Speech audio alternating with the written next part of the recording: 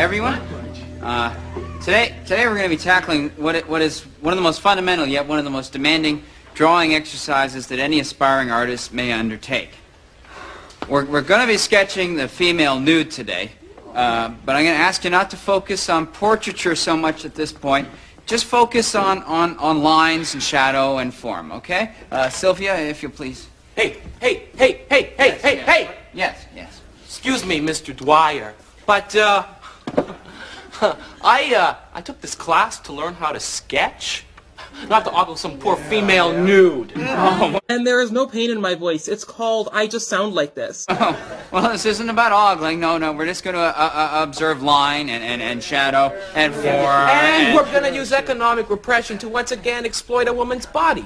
All systems of oppression, capitalism, sexism, racism, it all comes back to white supremacy, which is the foundation of the fabric of America and rules every sector and aspect of our society. Well, I don't think that's what we're doing here. No? No. Excuse me, sister, are you being paid? Yes. I rest my case. Well, of course she's being paid. She's a professional artist model. I see no reason why we shouldn't use her. Use her? Use her? You know, I wish you could hear yourself, sir. Remember, language is a virus. That is a form of violence because they are enacting something that is hurtful toward me. Well, I certainly didn't mean to infect anyone. That's no excuse. Sexism in any context is never appropriate. But what about our charcoal technique? Don't change the subject here, sir. Whew. The white supremacy runs deep. What do I mean by that? Well, let's look at how we write essays. Start with an introduction that includes a thesis. Always cite your sources. Use transition words like however and therefore. This class is a travesty. That poor woman child is just another victim of the patriarchy. She is? I am? Hate crime. Hate crime. We don't understand that we are part of the ecosystem of the oppressor class, and when we don't do anything about the oppressor class, we are just part of the problem. Not only that, it is also a racist construct. This woman represents the same white image of beauty that has oppressed women for centuries. Hate crime. Hate crime. Where whiteness is seen as the standard and catered to in everything that exists. Entitlement, privileges, microaggressions that white people indulge in because we live in a supremacist society. Where are the nude models of color? The people of girth, the handicapable, the elderly.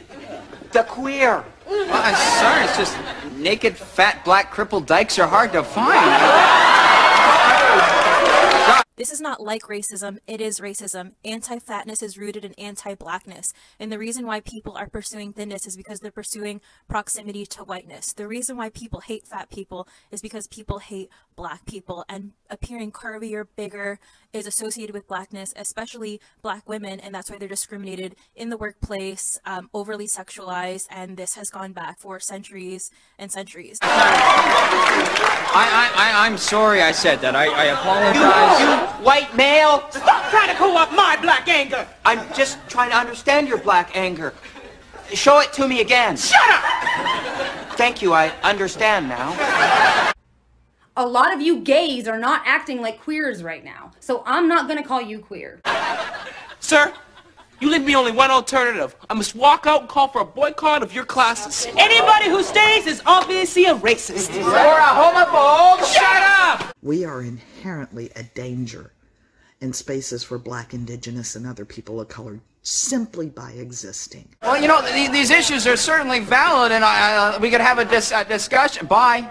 I might not be in the mood to deal with white shenanigans that day. We do not grade over here, okay? Anyone who takes my class automatically gets an A. They're told in the first week that they're going to get an A. The only thing that's required is attendance, and I have weeks of excused absences built in so that if people are sick or they have family obligations, it won't affect their grade.